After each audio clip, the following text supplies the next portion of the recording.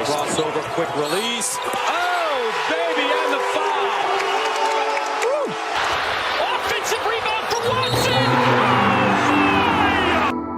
32 seconds. Shot clock differential about 14 seconds. 3-point lead. Who run shit like me? Top 5 basically. I still play for keeps. Ain't no fantasy. Hey. Ladies and gentlemen, welcome back to Divine Providence. This is episode 6. I'm your host, Matthew Leb, along with Mac. Well, it was a long week for the Friars and Friar fans. Feast week is over. We did anything but feast. We're obviously very upset. So we're going to talk about it today. We'll hear from you guys, obviously. Mac, first and foremost, are you doing okay? I like to ask because, you know, this is a PSA to everyone. Check on your Friar fan friends this week, okay? Yeah. How are you doing? I appreciate the check-in for sure. Not doing great. A few Friars losses mixed in there with some couple bad hangovers. And you mentioned feast week, you know, having to wrestle my grandfather for the remote on Thanksgiving. It's been a rough couple days. It's been a rough couple days, but I appreciate the sentiment of check in on your Friar friends.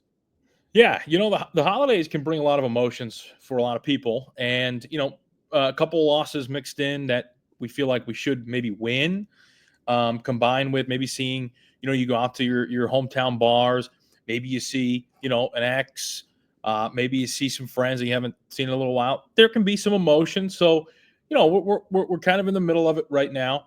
But Christmas is around the corner. Big East play is around the corner, and, you know, it's going to get better. I mean, you can't get any lower than this. Unfortunately, you know, you never want to say that in a season, but this is rock bottom. So we can't get any lower. We're only going to go up from here. First and foremost, I mean, obviously we all watched the games, 3 brutal games.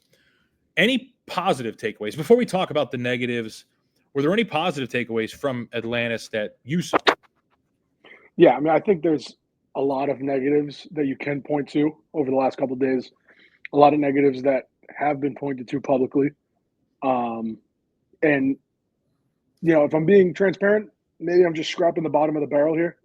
But the one takeaway that I have noticed that, you know, might not solve any problems, but a lot of the guys we had questions about coming into the year, maybe during the bye games, we have seen flashes of certain guys picking up slack.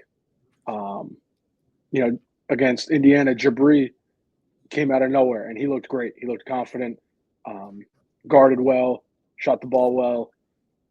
We've seen flashes of Wes Cardette being the scorer that was promised. We've seen Chris Sandico come along a little bit. Obviously, none of those have kind of happened together. You know, we've seen flashes, but none of them have come together in the same 40-minute span. And I'm just reaching for some sort of some bright spot in the last 3 games, but definitely more negatives than positives. Yeah, I mean, the biggest bright spot about Atlantis is the fact that it's over. That's really the biggest takeaway. There obviously was. I mean, Jabri looked good against Indiana in the 3rd game there. I agree with the sentiment about Wes. Wes had a really good showing. He looked really comfortable offensively.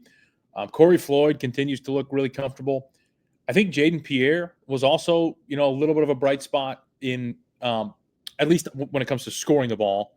He looks like he could be maybe your number 1 option on offense. Him, Wes, you know, Corey Floyd, some combination of those guys. He looks, like I said, really comfortable. I really, one thing that stood out with Jaden this tournament was, and like I said, I'm still going over the positives before we go into the negatives, but I think he's definitely shown he's probably not the best option for point guard right now. He seems like, you know, he is more of a combo guard, but specializing like as a 2. His trustworthiness with the ball isn't really there for me. We've been spoiled with point guards, we went from, Cotton to Dunn to Cartwright, Jared Bynum. It's been one after the next.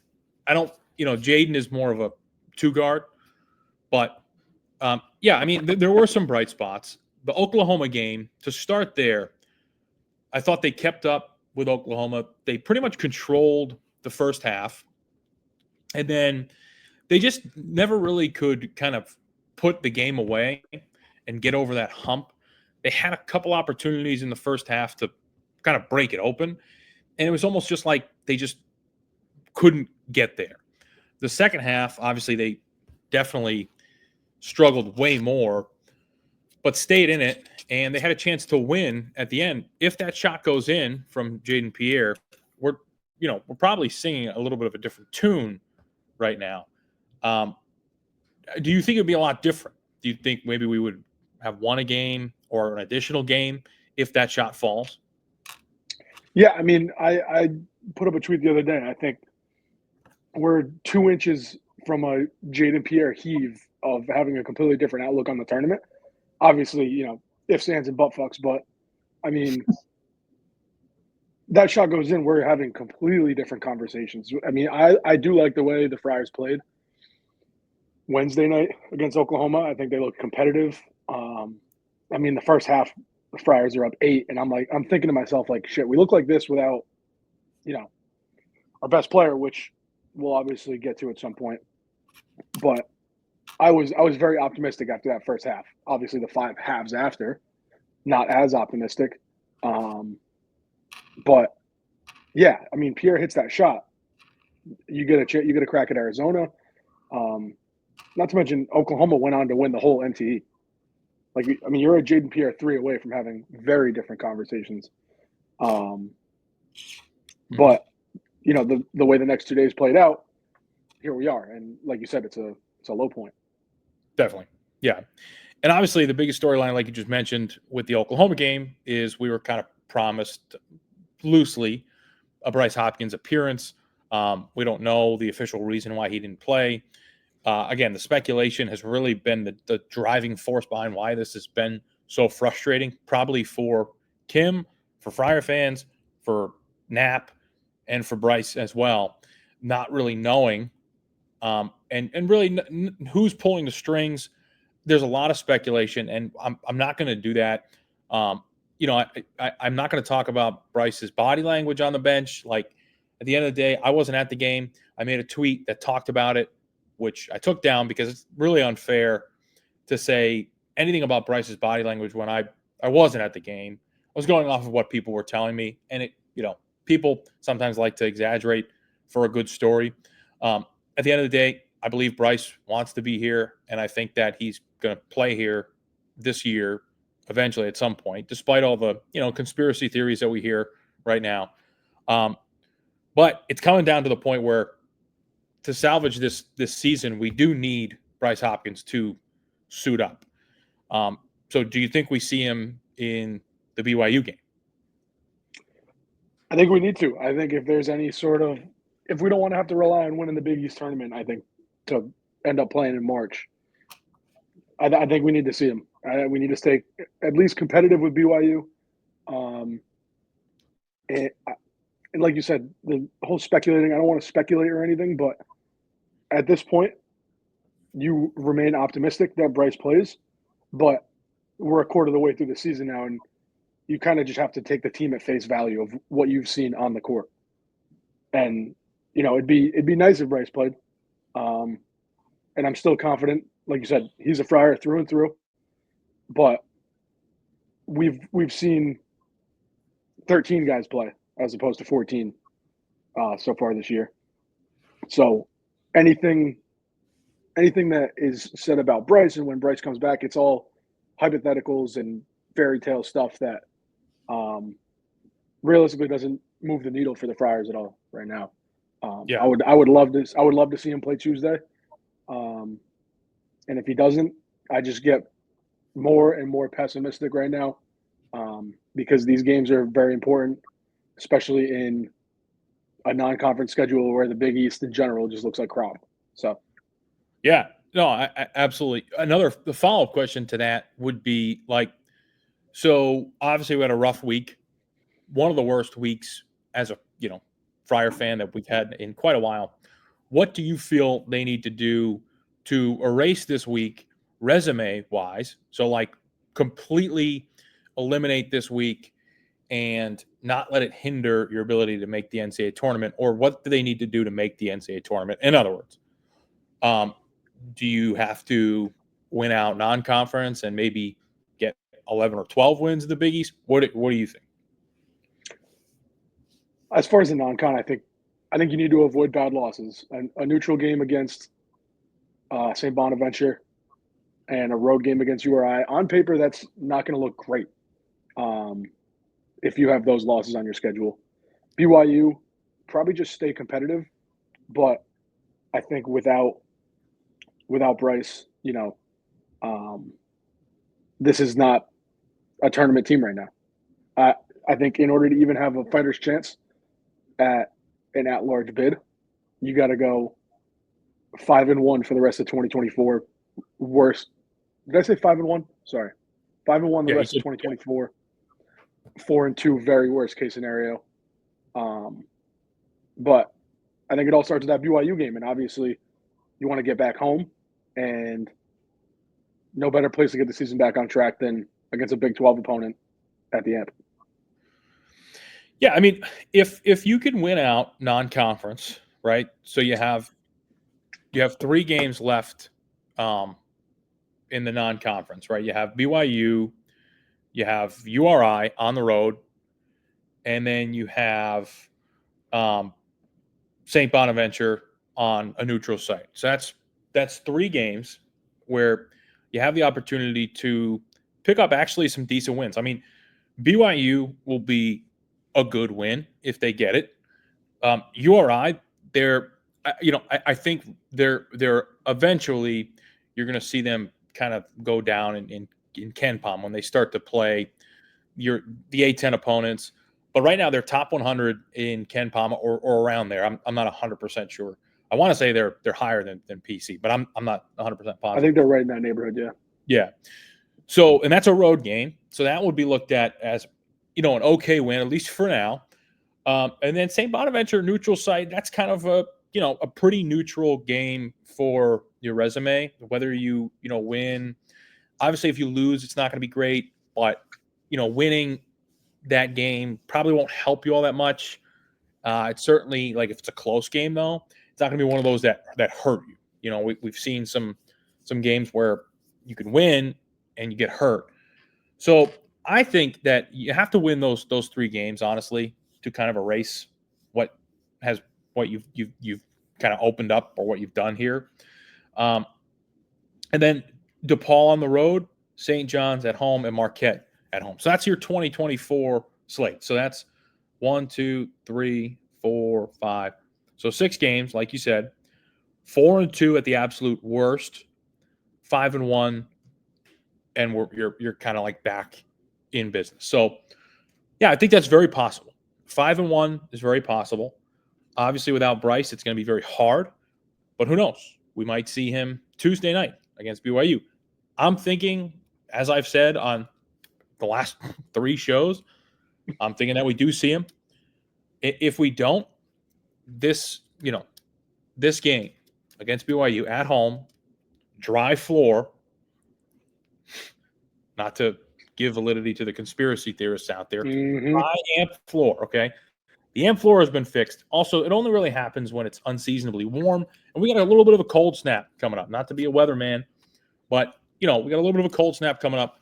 The floor should be fine, okay?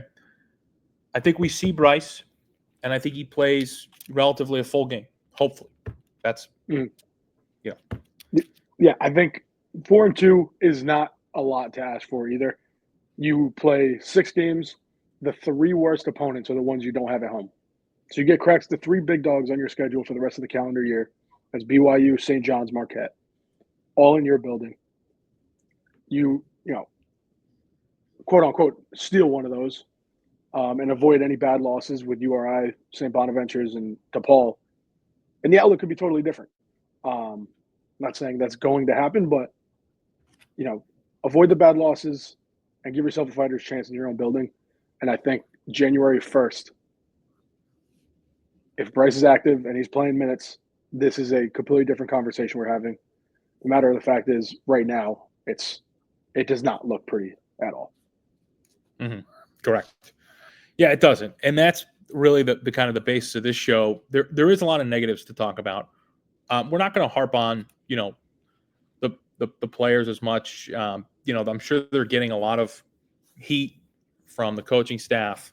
If they go online, I'm sure they're reading stuff. At the end of the day, these are kids. One thing I do want to say before we go into some of the messages here, and we'll kind of let that dictate the rest of the show because we do have a lot of messages. Criticizing the players, right? So one thing I've seen, and I'm never going to tell really anyone how to act online because, my online presence obviously is I make a lot of jokes. They rub people the wrong way a lot of times. So I'm not going to sit here and tell people how to act. One thing I am going to say, though, is it is totally okay to criticize players who are grown men, number one, who are making money, number two, a lot of money, our money. So, we are the driving force behind the NIL as fans. We pay money to see the team, whether it be you donate money, golf outings, Red Sox game, whatever it is. Anything that you do involving the program involves money. That money goes to the players. I'm not saying that you can sit here and bash a kid or talk about his personal life or, send him messages or threaten him or anything like that. Obviously, there are clear lines that we have to follow as a fan base.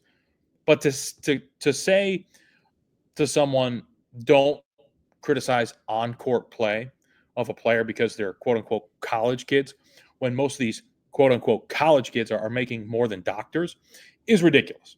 So I appreciate everyone trying to come together and sing Kumbaya. But at the end of the day, these sometimes criticism is deserved as long as it's relatively constructive. Obviously, everyone's going to always have some emotional takes, but we need to stop telling people oh, don't say this, don't say that. They're just kids. You can say what you want. It's a free country. As long as you're respectful and the criticism is constructive, I think it's totally fine.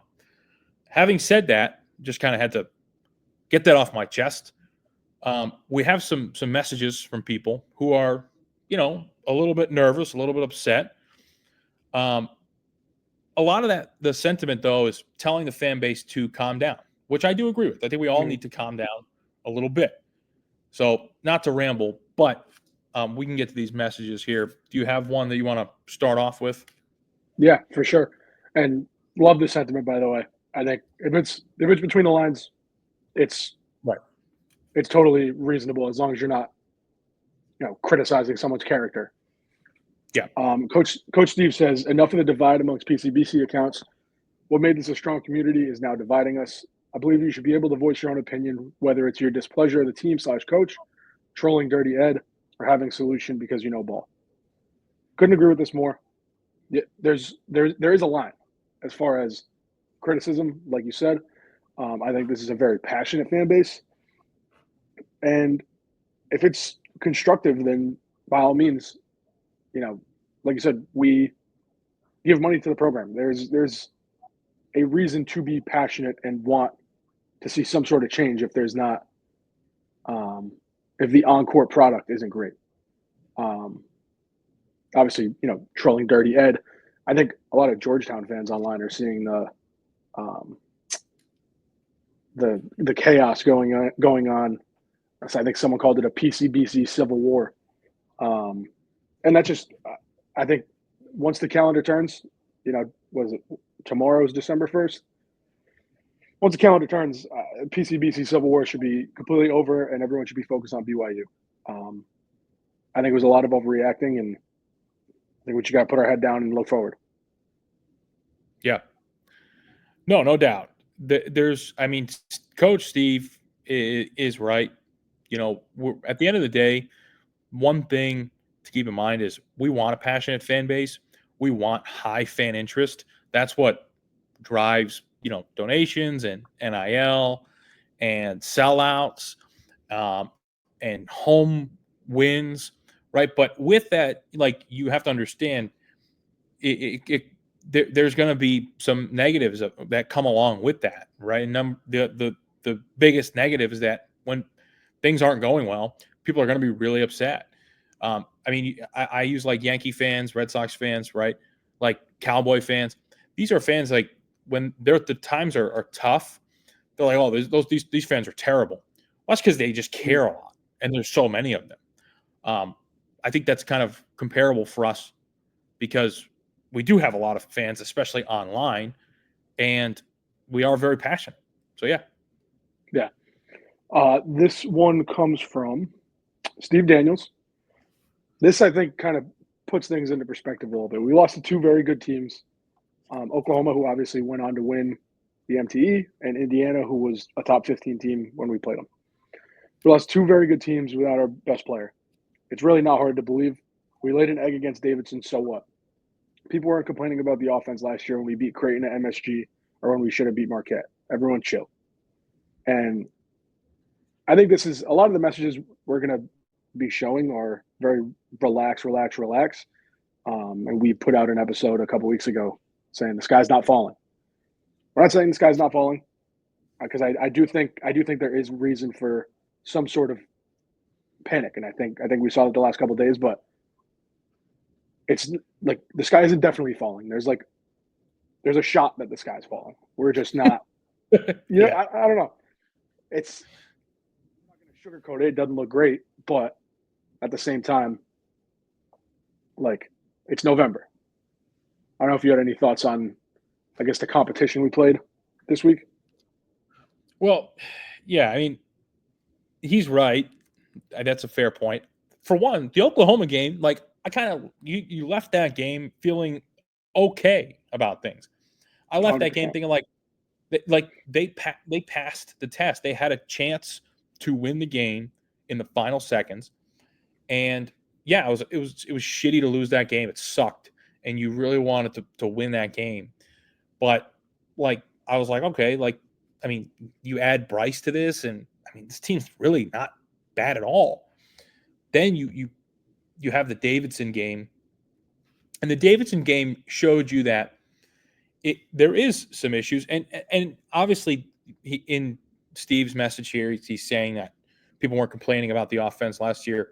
Well, I mean, people weren't complaining about the offense last year because it was working, but that's like saying, like, I mean, when Ed Cooley ran the flex for 11 years here, I mean, I can't tell you how many times I was talking to people and they thought, wow, what a joke. Ed Cooley runs the flex. I mean, it's like a middle school offense, right? But it worked, so no one really got that angry about it to say, well, we need to make a change. The problem is this NBA-style offense, when it doesn't work, it's so bad and it's so tough to watch. And you're just like chucking up threes and there's no motion. And you got a couple of guys that move, but they're on the bench, and then you throw in more guys in the mix and you're playing like 12 guys. It really is it's a frustrating watch. I think that's why people are complaining now all of a sudden about the offense, because it's like, it is frustrating when it's not going well.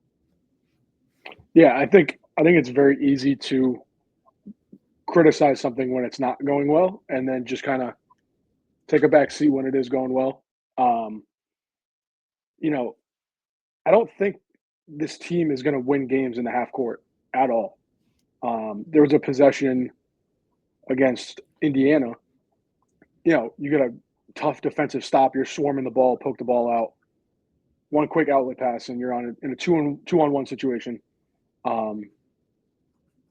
The stagnant, standing around waiting for a three isn't what's going to win games. This team's built to play defense, turn defense into offense, attack, play physical.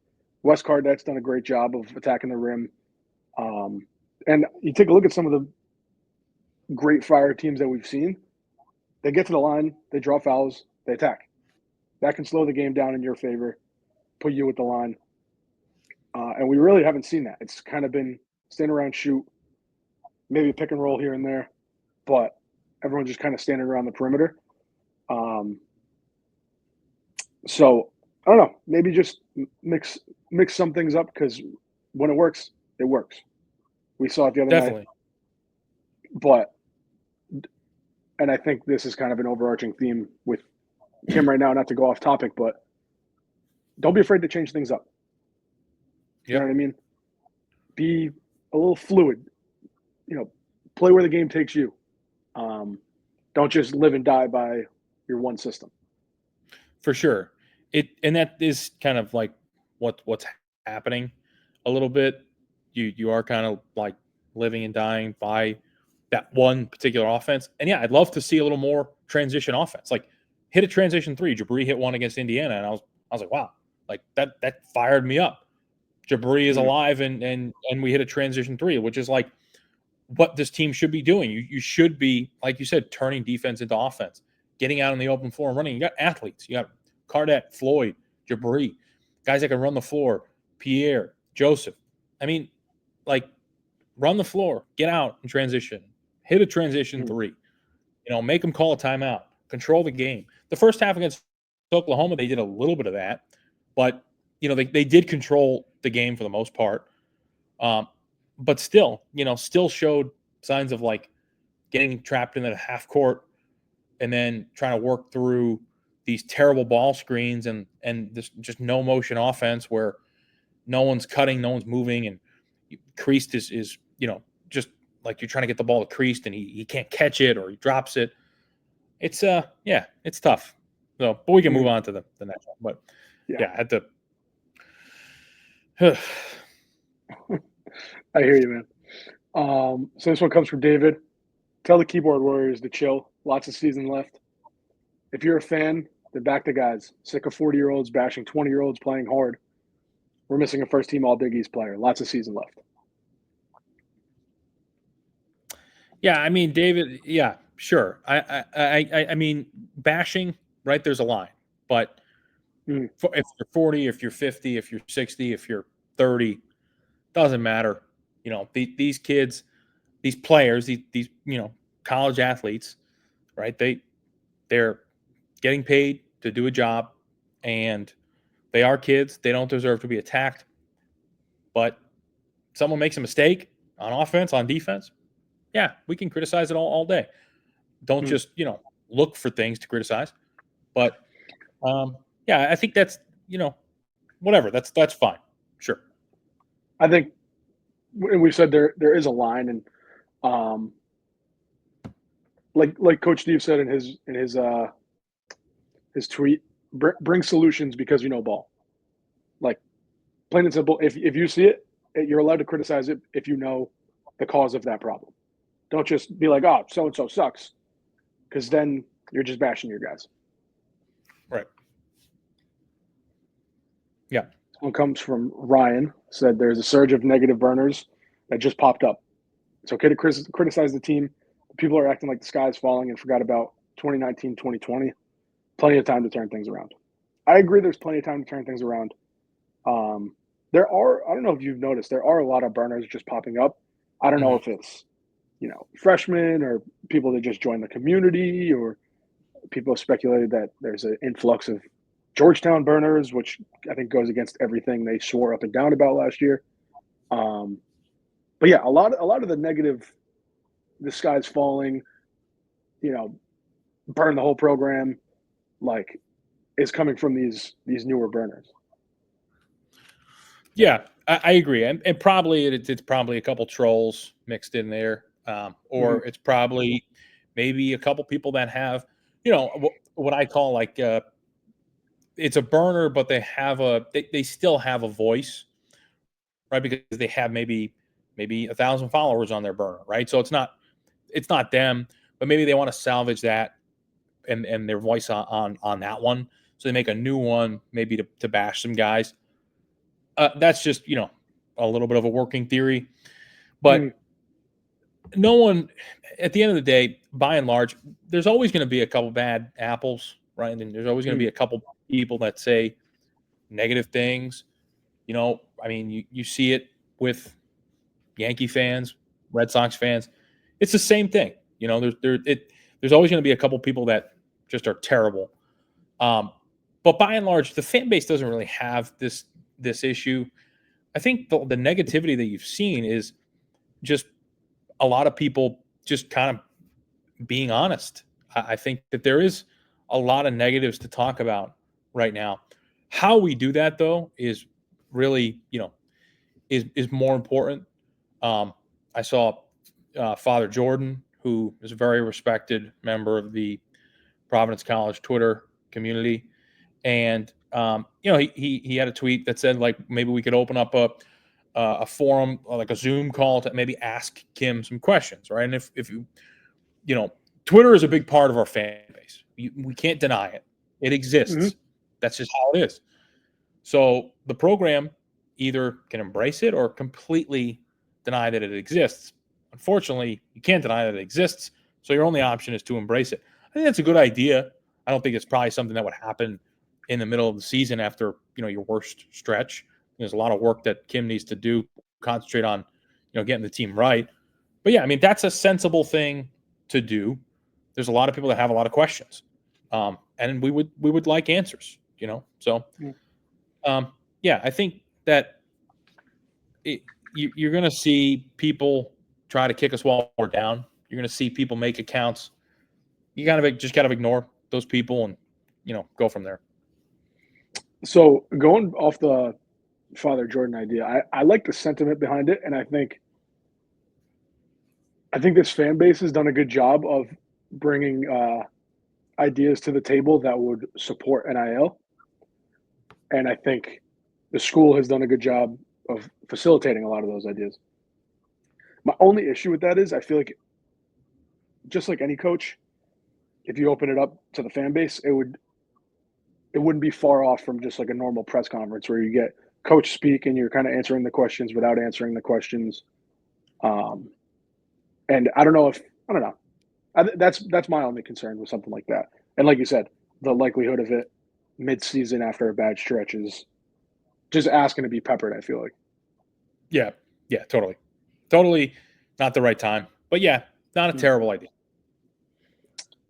This one comes from Advanced Mindset. He said, for the team, Leb had it right. Make sure this is the low point. Don't let it get lower. For the fans, figure it out. Criticism is warranted, but some of the stuff we've seen on here the last few days is embarrassing. Match the negativity with some positivity. And yeah, I agree. You live with the team, you die with the team. If all you're doing is bashing the team in like a down phase or a down week or two, then I don't know. Like, you got to be with them during the lows to celebrate the highs, I feel like. For sure. I mean, and that's the thing about this fan base. We don't have that issue. Like, I know for the most part, people that are criticizing this team are going to be right there Tuesday night, at Murphy's, having a Guinness, trying to split the G and going right over to the game and cheering their asses off for the Friars. And that's just how it is here. Whether it's bad, whether it's good, whether it's great, the diehards are always going to be there. They're always going to show up. They're going to listen to the show. They're going to, engage with us online. The Fairweather fans, at the end of the day, listen, we need the Fairweather fans too, because the Fairweather fans bring in money. They spend money just as we do, right? Might be a little less, but you can't have everyone be a diehard fan and a ride or die fan. Like we always say, oh, if you're not ride or die, get out. Well, I'm sorry, we just don't have that luxury. As a, we're in a small city in the small state in the country, and we're a small school that plays in a small conference. At the end of the day, yeah, Big East basketball is huge, but like we need the Fairweather fans just as much as we need the diehard loyal fans. Now, if you're online, you're a Fairweather fan, and you're bashing the team and you're bashing the players, then you're a loser, right? Most of the criticism that I've seen, and like you can look at the tweets from a lot of these Twitter accounts. These are people that have been tweeting about the team for years, have a large, good following, that I've had talked to a lot of these people, met some of these people, they just care about the team, and then it's an emotional reaction. And that's how sports is. There's going to be an emotional reaction. At the end of the day, people calling for Bryce Hopkins scholarship. No, yeah, of course not. Like, that's stupid. Mm-hmm. That's so stupid. But that's such a small majority of people. It's not even worth talking about them. Mm-hmm. Yeah, I agree. So that kind of actually rolls into this one. This comes from Chris Stefano. Not that Chris Stefano, but frustrations, normal. Upset, normal. Criticizing, normal. Some of the shit we've seen out of the burners is out of control. Calling for scholarships, posting agent email addresses is wild. None of us are happy, but it's a bad look. Get behind the team and push forward. And like we said this entire time, criticism's healthy. But showing your passion in ways that affect people outside the lines are very different. The email address thing, I actually don't know too much about. I saw it briefly, but I believe that got taken down. The calling for scholarships, I haven't really seen. I don't know if you have any thoughts on that. Yeah, the email thing, that was actually Divine Friars, who good account. He does the spaces. Seems like a good guy. He was more like tweeting it as like this is funny, like someone's doing this is funny. Yeah. Kind of thinking he would get maybe some like interactions off that. And I think that, it is what it is. But we can't do that. Like, as a fan base, we can't do that. Bottom line is, people see those kinds of things. Players see those kinds of things. Recruits see those kinds of things. We just can't be doing that. Can't be emailing agents, especially when it's unsubstantiated that that's even really the driving cause behind all this. Like, obviously, there's a party involved that doesn't agree with Bryce playing. I highly doubt that it's the program and the coaching staff, because they're trying to get wins, and these games are massively important.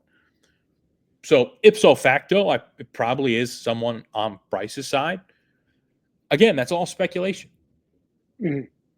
To send emails to someone when it's unsubstantiated is just unfair, and it does make us look very bad. So out of that whole point, the one thing I'll say, can't do that. That's unacceptable. Mm-hmm. Yeah, no, I totally agree. And like you said, it was probably not like when Divine Friars posted it was not meant with some sort of ill intent, like ruin this agent's life type of thing. But it can be perceived, and that information put in the hands of one bad egg could obviously, open up a can of worms. The calling for scholarships thing, I didn't see any calling for scholarships, but I did see one person call for Kim's job, and I only saw it once. I don't believe even a dozen people in the thousands of Providence fans believe wholeheartedly that Kim should not be the coach of the Friars, because I think that's asinine. But I did want to address that, because I think if you're calling for a coach's job over 3 bad games, while he hasn't coached at this program for a year and a half yet, that's absurd. Like, there are coaches out there that have done way less with way more in way longer of a time period in the Big East, and they still have jobs. Asking Kim to leave, you might not like his X's and O's. I totally understand. There was a George Mason kid who came into one of the spaces and talked about how Kim's always been a great recruiter. If you want to start over with a brand new coach, you're asking to start from square one. If a coach goes to a different school, guess what? The star players, the highly ranked players that he recruited, they're going with him. So everyone was celebrating Mother's Day, and Jameer Jones committed. Say goodbye to Jameer Jones. July 1st. I remember where I was. I was celebrating the 4th of July in Bristol, Rhode Island. Say goodbye to him. All those days, all those like memory days on Twitter, everyone was excited. Kiss all that goodbye. Like, if you genuinely want, what is he, 36? If you want a 36-year-old canned because of a bad 3 days of basketball. Like, I don't know. I just think that's asinine, and you're just asking to start from square one and start over, and you're going through all this again. You're going to have to go through growing pains with any coach. We saw it with the last coach. There were growing pains. On the other side, there was competitive basketball, and, the fan base was rocking. We do need to give it time, whether you agree with some of his ideologies or not. Yeah. I mean, wow. Yeah. Not to just be agreeable, but I 100% agree. And like Kim, it really is. It's crazy because at the end of the day, Kim is 36. I think he is the guy to coach this program. And if we thought, like if we honestly thought that he was going to come in, not make any mistakes, not have any issues, as a 36-year-old, then like if he did that, say he came in and was perfect from day one, he'd be gone in a year. Next year, he would be at a blue blood program. Which blue blood program doesn't want a 36-year-old ex-NBA player who's made zero mistakes at George Mason in Providence and can recruit and, is a great X's and O's guy? At the end of the day, every coach we hire is going to have some fundamental flaws. The difference with Kim is he's 36, he's young, he can learn. He can grow, he can adapt. I mean, Cooley was relatively young when they hired him. I never really agreed with most of Cooley's X's and O's. I think that Cooley had more of a, like, if we don't have talent, then this system will work. Whereas like Kim's system is like, we need talent. So we need talent. And he's good at getting talent. I think he's better at getting talent than Ed was. So it'll happen. It'll work. Much better. The other thing I want to say, to address what you said, George Mason fans. George Mason fans are coming out of the woodwork to say that Kim English is not a good coach, on-court coach, X's and O's guy. Go away. Please go away. I don't want to hear another peep out of a George Mason fan in regards to Kim English, the Providence College Friars. I was in the spaces like, how did he even get in there? Get him out. There's no George Mason fan that should be commenting on our program or Kim English at all. I don't want to hear your opinion about him. We knew the scouting report on Kim when he came. There are people that do this for a living. I don't need some 29-year-old fucking degenerate to tell me what Kim does well and what he, doesn't do well. Go away, please. So those two things, yes, Kim should not be fired. I think we all know that. Anyone who called for his job, either A, probably regrets it, or B, is just a lunatic.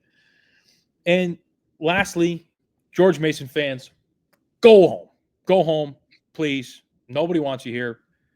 We don't care what you have to say or think. Don't come out of the woodwork while Kim's maybe having a rough stretch and say, oh, well, we experienced this.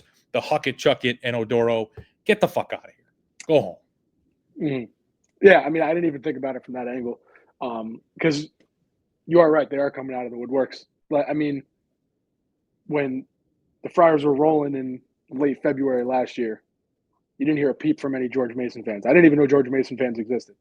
So, right. But obviously when shit hits the fan, you get the I told you so effect. But he's probably getting off behind the screen in the spaces. Like, oh, hey, we lived through it too. Totally. Yep. Apples and oranges. Yeah. Kim's having a bad stretch. Odoro's gone. Now all these George Mason fans say, oh, we loved Odoro. He was our whole offense. I didn't hear a word from you last year. Josh Odoro was crushing it. Kim English was having a good year. Like, get out of here. Go away. So we have some longer-winded messages that we received this morning. This one first is from Dr. Robbie. Said, I think everyone obviously sees a major issue with the offense, and seeing dribble handoff to force three is painful to watch. But it's only a matter of time before Bryce Hopkins is on the receiving end of these dribble handoffs. It is still definitely not an ideal system, but having him out there will create so many more opportunities and open the floor up. He's going to get to the rim off the dribble, get to the line, and get multiple guys to collapse. where we can get better looks for Kim's precious 3-point based offense. The offense cannot get worse from where it is right now.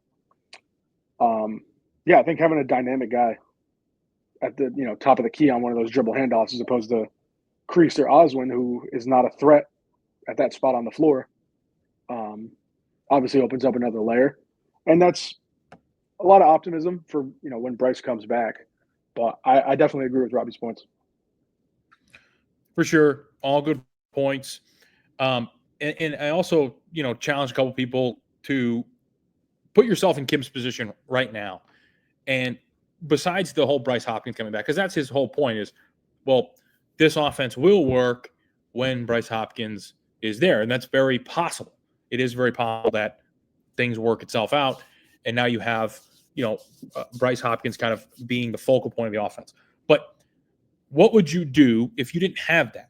Because there might be a situation in Kim's career, whether it be here or his next venture, where he doesn't have an all Big East player coming back from an injury to hopefully save the day and rescue his offense. So what would you do if you were Kim right now and Bryce wasn't coming back? See, that's where I feel like you need to look yourself in the mirror, evaluate the roster, and say, all right, well, maybe we do need to change this offense around because maybe this offense is built for Bryce Hopkins. Maybe he goes out in the portal and gets a dynamic, bigger wing who he can put in that position and keep the offense the same.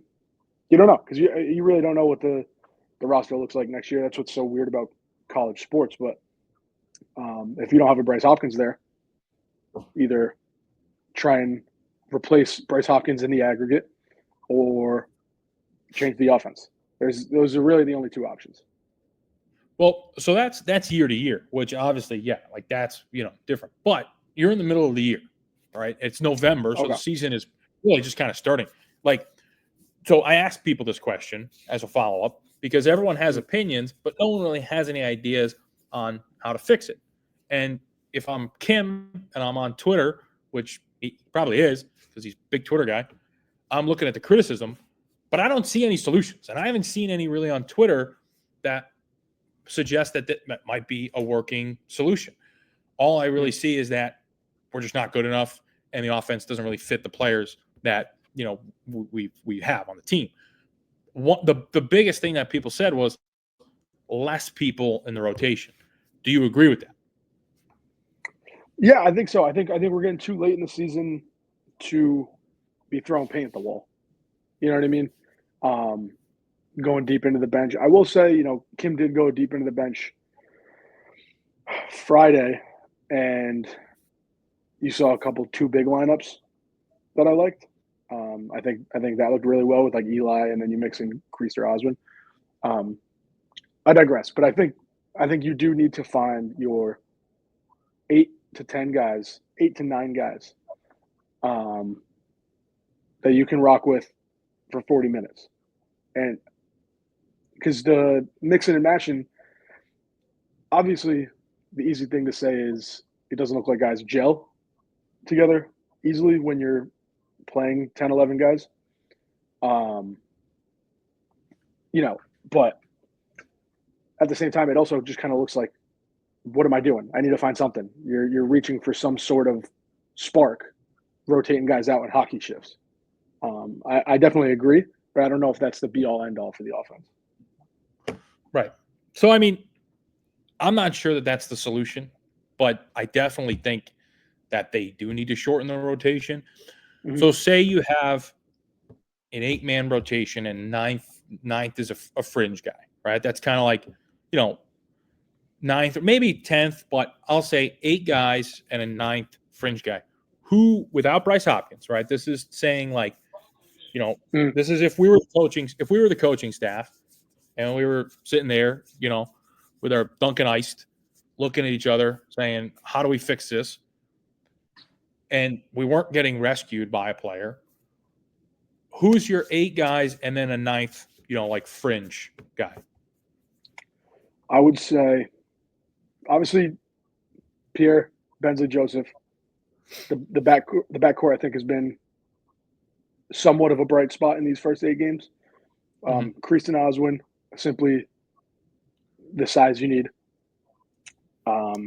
Wes Cardette, Corey Floyd. I will say, I think almost every game we've seen either Rich Barron or Jabri Abdur-Rahim play their role well.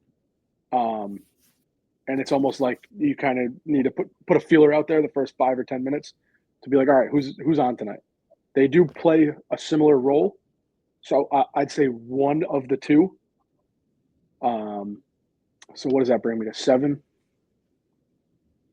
And then Mila, obviously. I mean, Mila's looked great, so I'd say those 7, and then whoever's on that night, Jabri or Rich Barron. Okay, so that's 8. Yeah, so yep, 7, and then one of Jabri or Rich Barron. So 9 total, but the cutoff would be whoever's on that night, Jabri or Rich. Okay, so say you go 9 guys in the rotation, so both of those guys are in. So the guys that are out would be obviously Bonk, which he was. I mean, he was very early off the bench in. I think it was, what was it, the Davidson game? Yes. And Justin Fernandez was the first one off the bench in the Davidson game, I think. I believe Fernandez so. was off the bench. Yeah, he was the first one off the bench in one of the games. I don't remember which one, but that was astonishing. So Fernandez is out, Bonk is out, Eli's out, which that's all normal. Who else is out? Nil, and then the other 3 would be Bryce, O'Hare, and Fonts.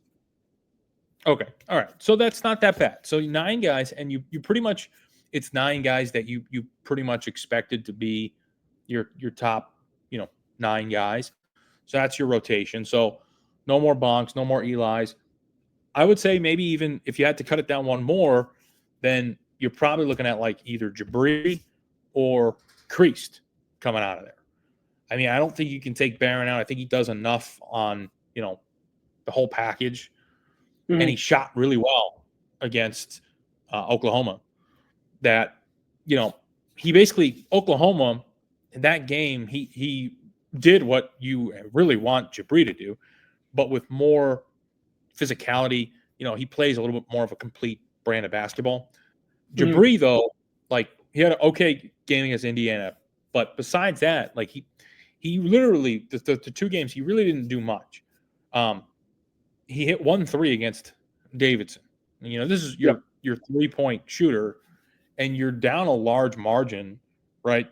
Like, get open, Yeah. Hit a 3. Like, need that.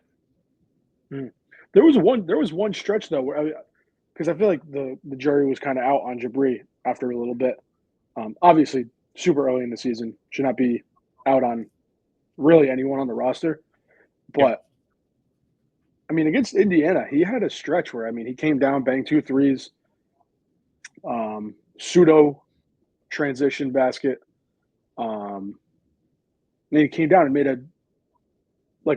he looked like prime Chris Herron, little scoop pass to the post. So yeah, but I think it's the consistency with Jabri more than anything. We've seen flashes of it. I'm obviously optimistic, but yeah, I think he would probably be the 9th guy in the pecking order in a situation like that. So moving on to the next message we got is from Crackhead Carl. Carl's biggest thing is how disconnected this team looks and how much this team lacks chemistry. Obviously, Bryce coming back in the lineup can change that, but as of right now, there's no chemistry or passion. You don't see guys showing emotion after a big play or anything, which is definitely different from past teams. Not a lot of guys diving on the floor and laying it on the line. I think the fan base has every right to be upset and critical of Kim and the players. We wouldn't be having this session if Don the Duck never got banned from the amp. I hope Tommy woke up still a married man. I'll hang up and listen. So obviously that's in reference to Tommy Gaffano. I will say I think my biggest gripe overarching, like if I were to pinpoint one thing that is the issue, outside of the offense is a separate thing. But from a player's perspective, the one thing you can control is effort, like hustle, heart, whatever word you want to use for it. I don't think for a team that has for so long, even last year under Kim, even under different coaching staffs, has prided themselves on defense, I don't think you've seen the hard nose hustle, diving on loose balls, like Carl said, that we've really become accustomed to in Friartown. It's not, you're not forcing as many turnovers as we're accustomed to. I don't know if it's an effort thing, but it's definitely a lack of intensity thing that we're seeing. And like I said earlier, if you want to turn defense into offense, scoring points in that sense would start with hustle defense. Definitely. The team's always going to take the embodiment of the coach, right? They're always going to embody the coach a little bit. Kim is a pretty calm guy, like all things considered. Of course, he's a college basketball coach. There's always going to be some level of intensity. But just like kind of we talked about last episode with UConn players taking on Dan Hurley's personality traits of, passion, intensity, and anger, right? And maybe being a little out of control, that's going to have its positives. Kim is a pretty calm guy. I think that you're going to see some of his players, be a little more calm. And I think that that's also going to have its positives, but it's also going to have its negatives. And one of those negatives is fan frustration can build when they feel like players aren't giving their all. Talented guys play in New England sports all the time. And the number one reason why they fail in a fan's perspective is because they don't look like they're giving max effort at all times. It's kind of like a New England thing. It's the number one reason why Adrian Gonzalez ran out of town, the Boston Red Sox. It's because he's just a chill guy. Just, he might hit 330, but he looks like he doesn't give a shit. And we don't like that here. We like passion, intensity, diving on the floor, getting in the other team's face, like a little more like how you see the players at UConn. We like that in New England. Or a passionate, fiery group of people who are pretty angry almost all the time, or drunk, either or. So or both. Or both, yeah, or both. So you're definitely gonna see that, with fan frustration. I don't know if this team actually lacks effort. I'm not 100% sure I'm ready to say that. I think there are some guys that maybe you could say that about, but that's a coaching issue at the end of the day. If someone's not giving 100% and we feel that that's the case, that's on the coaching staff. It's not on the players. It's on the coaching staff. So my only thing is, I don't know if something had changed, because I do agree it is to an extent a coaching thing. I also think, you got to ask something from the players to kind of get up and just want it more than the other team. But also some of that just comes from locker room talk from the coach. But last year, I don't think I had these thoughts about the defense. Like I said, this is a team that has prided itself on defense for as long as I can remember. I mean, at least the last 5-6 years, this has been like a defensive first program and brand. But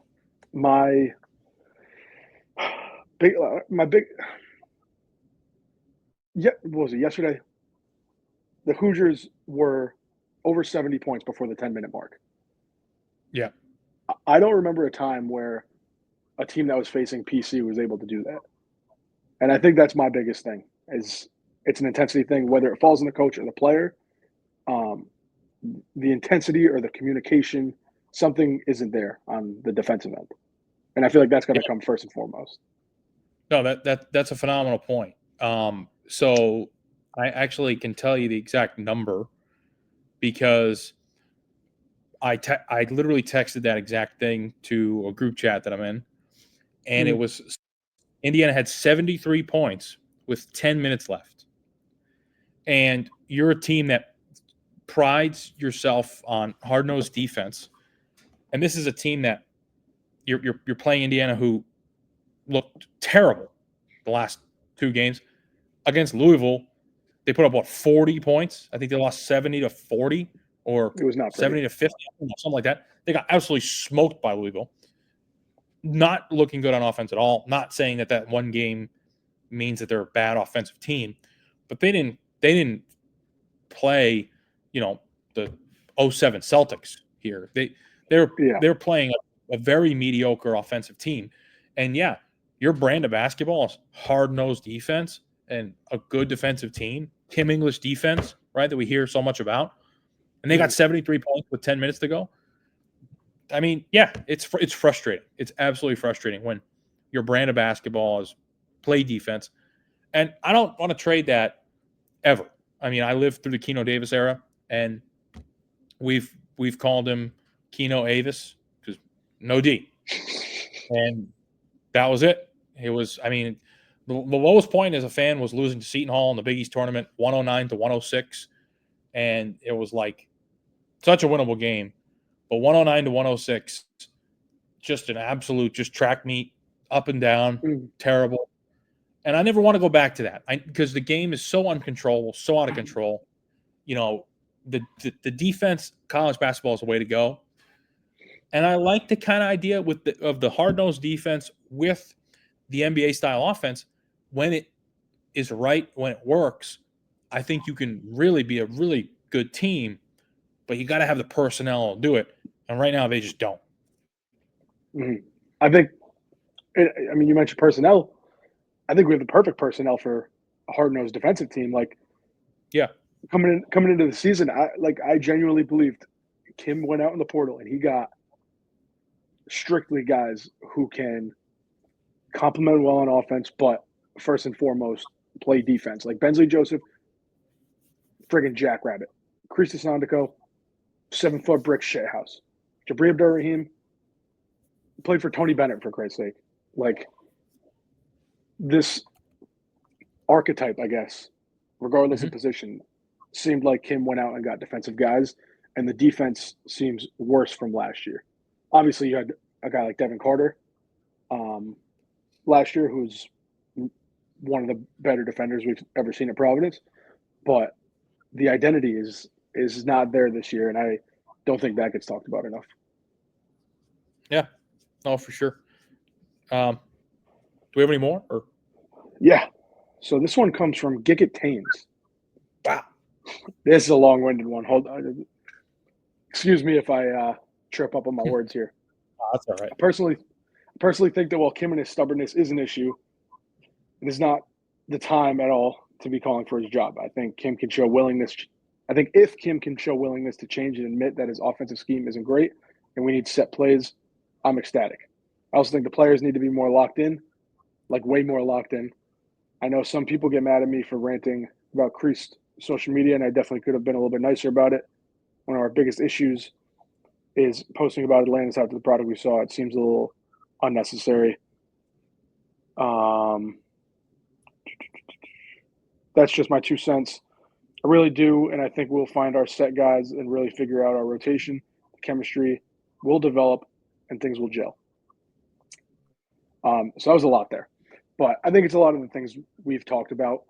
It's the willingness to change, play a little harder, and I think that's really all you can ask for as far as the controllable aspects. Yeah. I mean, Gickett is a very good account. I don't agree in the slightest with his post about Creased. Creased posted like a very neutral, just picture of like the Bahamas. Like, you know, he's got friends on there from France. Like, probably from, family from France, and like he's showing that he's playing college basketball and he's in the Bahamas. Like, good for him. Whether you win or lose, you shouldn't not document your trip on Snapchat because you had a bad showing. Having said that, yeah, I mean, if they were like in the clubhouse dancing like Moneyball, and they were, maybe that video, or maybe what he posted on Snapchat was a video of them, like popping champagne or whatever, having fun, then maybe you could be like, oh, well, clearly the team's not affected by it.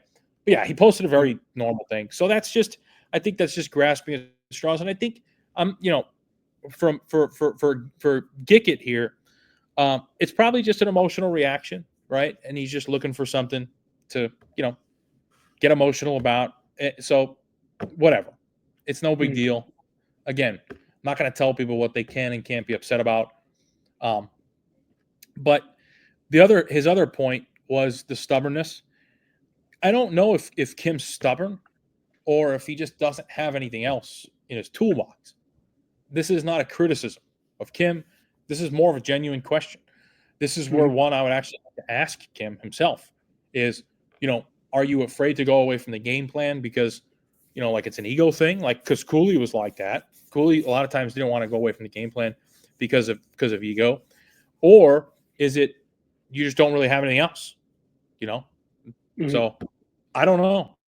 I really don't know. Yeah, this is not that I know Kim personally at all, or like know anything really about him outside of basketball. I can't imagine him having too big of an ego. Like, even in press conferences, he doesn't seem to, like, when people give him credit, he immediately dishes it off to other guys. Like, and it doesn't sound phony and rehearsed like it may have with other previous head coaches. But I can't see him as much of an ego guy, but it could be maybe he doesn't have much else to really pull out of his sleeve. Like we said, he's 36. He's talked up and down about how he learns something new every day being a coach in the Big East. He's still learning. I mean, this is growing pains 101. And it's natural in any walk of life. If you've been in something for 3 years, you're going to be far from an expert. But the willingness to change, obviously, we would love, at least on the offensive end. This one comes from Dixie. Dixie says, we all see the problems. I'm ready to hear out of the box of solutions. You're given full control of their long flight back. Team and staff have to listen and then do whatever you say for prep during Tuesday's game. For prep and during Tuesday's game. Start with new Friar tagline, in-flight movie choice, team bonding ideas, and which former Friar needs to return to lead a practice drill. Thanks. These are good hypotheticals. These are at least like fun exercises as far as the alternative of just talking about how shitty the last 5 days have been. So I do appreciate this little exercise. Leb, do you have any what would you do with practice? Well, I mean, I don't know what you mean by tagline. I'm not really 100% sure about that. For practice, I mean, I would say give me someone who is intense but tough. Give me Nate Watson working with the big men. Just like because Nate had some of the same issues his freshman year. So, and he's also a very intense, passionate guy. And he's not really a gifted defender, but he like figured it out and was okay enough to be, serviceable. Good shot blocker, right? Doesn't mean you're a good defender if you're a good shot blocker. I want Nate to teach a little like basketball sense. Like Oswin looks like he has never like played defense a little bit, with the way he defends. Crease doesn't really move his feet. Nate had some good footwork. Give me Nate Watson working with the big men. And for the in-flight movie,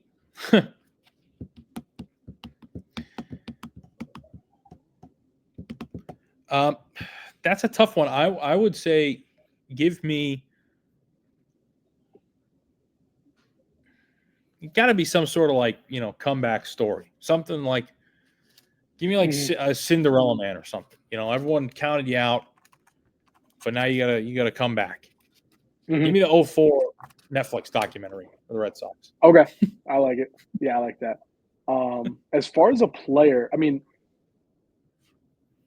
in practice, they're doing mic and drills for 2 hours. You're going to learn how to make a layup. Like when we're doing mic and drills on repeat until like your neck hurts from looking up at the hoop for hours on end. That was a great one. Nate Watson's a good one because I do like the passion. And I don't think this is a recency bias thing as far as the game that was played Friday, but give me Al Durham. Like as far as a dude who can just like penetrate and get to the line. Obviously free throws are something that needs to be worked on, but like be aggressive getting to the hoop. He was great at that. Work with any ball handler.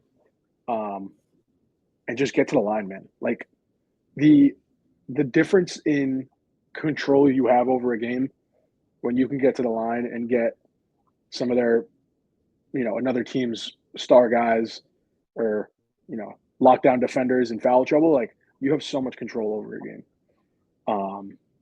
Movie choice, Divine Providence.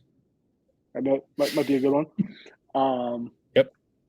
I think honestly, because I think they, if I'm not mistaken, I think they left Friday, like not very long after the game. Okay. You're watching Hoosiers. You're watching Hoosiers the entire flight home. I had Hoosiers in my mind, but I didn't want to think like, because you just lost to Indiana. Mm-hmm. So I don't want to like, I don't want them to be like, this is your punishment. You just lost to Indiana. So now we're going to watch a movie about Indiana basketball, So that was my only hang up. I do love Hoosiers though. That's an awesome ball. Yeah. All-time movie.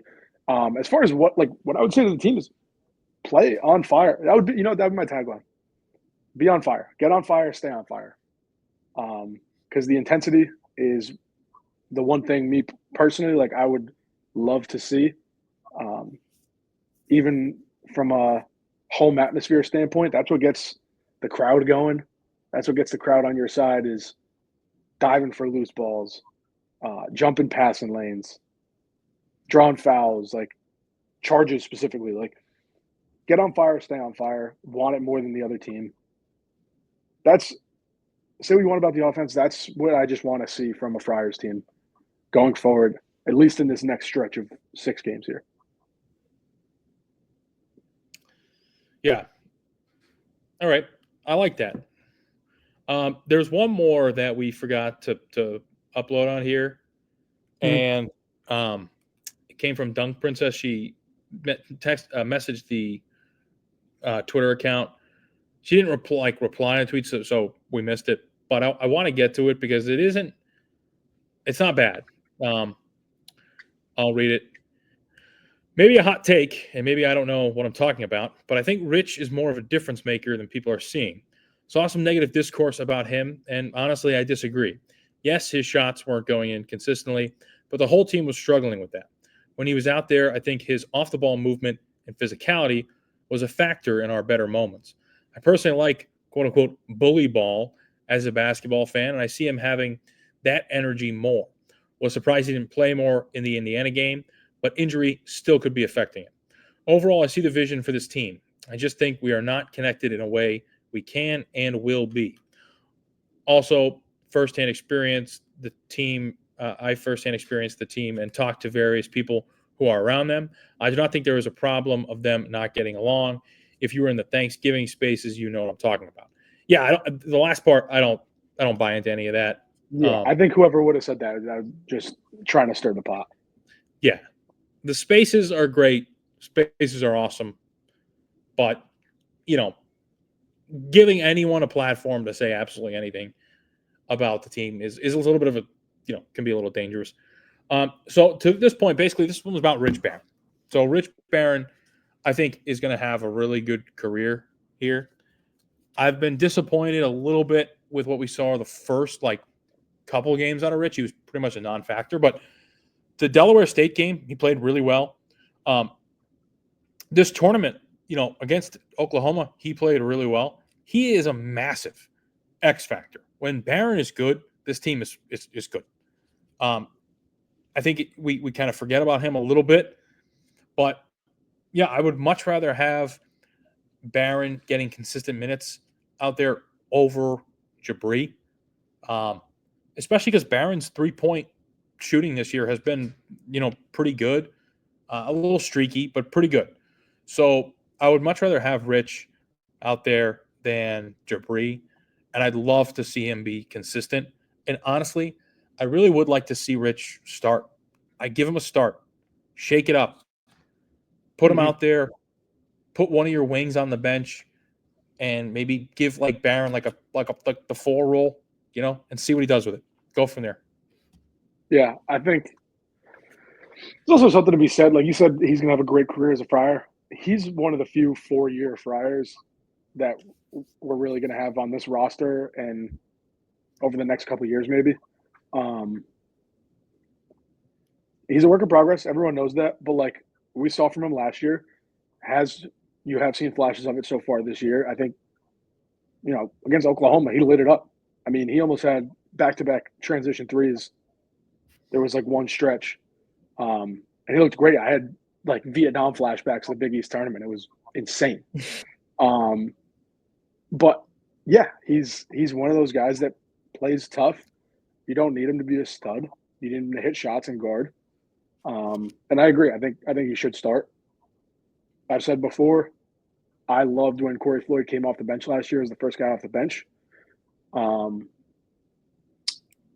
Obviously, Corey Floyd looked good as well this year, but get Rich Barron some minutes because he's going to be a 4-year Friar, and any experience is good experience. Yeah, and we don't want Rich transferring. He's going to have a big role on this team. Whether he blossoms into a great player is entirely up to him. There's been guys that you thought maybe, all right, you give them 4 years, and by that 3rd, 4th year, they're going to be, star. I think that could be Barron. He obviously has some issues, but I think that really could be Barron, and I really hope that it is because we need some anchors. We need some guys who every offseason, okay, well at least we got this guy. At least we got Rich. Next 2 years, I'd love for Rich to be that guy. I'd love for Oswin to be that guy. A 4-year, Friar. We haven't had a 4-year big man, with the exception of Nate Watson, really pan out in a long time. I feel we had Odoro, that was great. Croswell was never really was a stud. He had some really good moments, but never was a stud. Khalif Young never really panned out. Mm-hmm. You go back a little further. Croswell had transferred from LaSalle, no? So he was never even. True. We never even had him for 4 years. You're right. So he wasn't even. Yeah, he wasn't even recruited by us originally. So he was out. Khalif Young was though. Khalif Young was recruited by us. He didn't really pan out. Kadeem Batts, he did, but that's going back a little far. So, Nate was your not even for a 5-year big man because of COVID. So we need a 4-year. We need a 4-year guy. Oswin hopefully can be that 4-year big man. Creased hopefully can be maybe a multi-year guy who will stick around and get better. Mm-hmm. Yeah, we'll see. As far as the grand scheme of things, I think I speak for Leb when I say it's okay to be mad. I think this is obviously just going back to the overarching theme of this episode is it's okay to be mad, but understand that this isn't the be-all, end-all. If the season was decided in November, there would be teams that are 6-0 claimed national champions who haven't proved a damn thing yet. The season isn't finished in November. And it's okay to criticize. It's okay to be unhappy, but keep it within the lines. Let's play within the rules here. Yeah, it's definitely not over. We've had worse Novembers and turned it around. Obviously, someone mentioned. I think that was Ryan. He mentioned 1920. Also that year, if you remember, we had a couple new guys, and they didn't really blossom until the second half of the year. Lawan Pipkins started out, didn't really look like that great of a player. Took a little while for him to kind of get his feet underneath him, and then once he did, the floodgates opened up. Same thing with Jared Bynum. You didn't really know the role he would play, and then Jared Bynum ended up arguably being I don't want to say star, but like a really good Friar. So you got to give him some time. Got to give him a little bit of leeway. The unfortunate truth is that, yes, we can have leeway and we can give these guys some time, but the state of making the NCAA tournament is pretty fragile, and it can, your bubble can burst in November. The Friars hasn't yet, but they do have to rebuild their resume to get there. Obviously, some Big East teams have their bubble burst. Seton Hall, 100%. They have no chance of making the NCAA tournament. I mean, they'd have to win 6 Big East games at this point with the bad losses they've had. So, yeah, it's not over, but something does need to change. And hopefully that one thing is Bryce Hopkins coming back and then making a few adjustments and, see what happens. I agree. I think you compete in the Big East. This season is far from over. I think if non-con ended today and PC won 14 Big East games, you're comfortably in the field. I don't know if you have any thoughts on that, but I think that's my number is 14 to be comfortably in. If they win 14 games in the Big East, yeah, they're definitely in.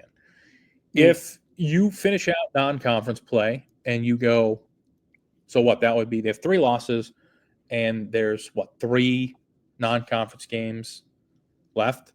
So you're 8-3 going into Big East play. I know the Paul game is before non-conference ends because you have the Bonnie's game the 14th. The Paul game I think is like the 11th or something like that. But let's, for all sake of argument, for all intents and purposes, let's say non-conference you're 8-3, 8-3 with a win over BYU, with a win at URI, and a win neutral site St. Bonnie's. Doesn't really do much for you. But those two, the BYU game and the URI game, those are okay, for the metrics, depending on how you do in those games. I think if you're 8-3 going in, you need to at least get 12. 12-8.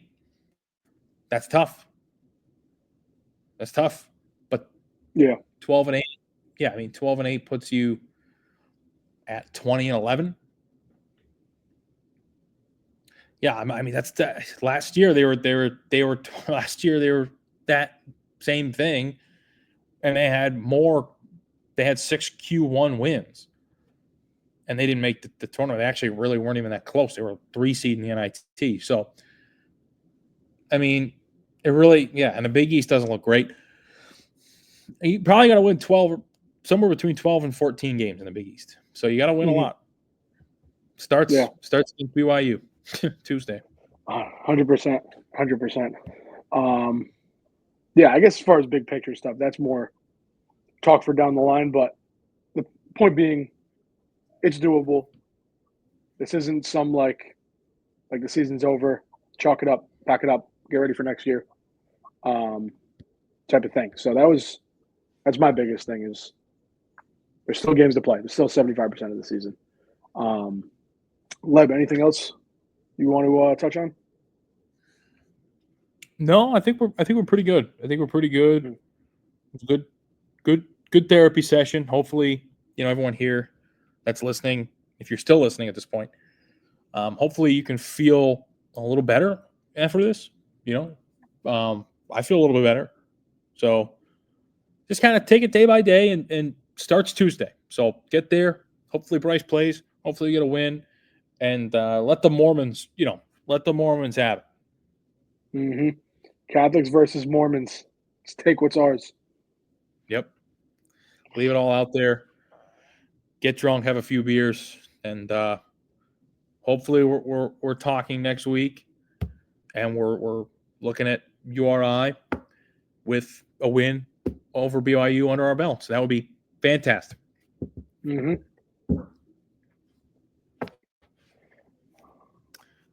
All right. Well, that's it. Go Friars. Thanks for tuning in, and we'll see you next week. Peace. Have a good one, guys.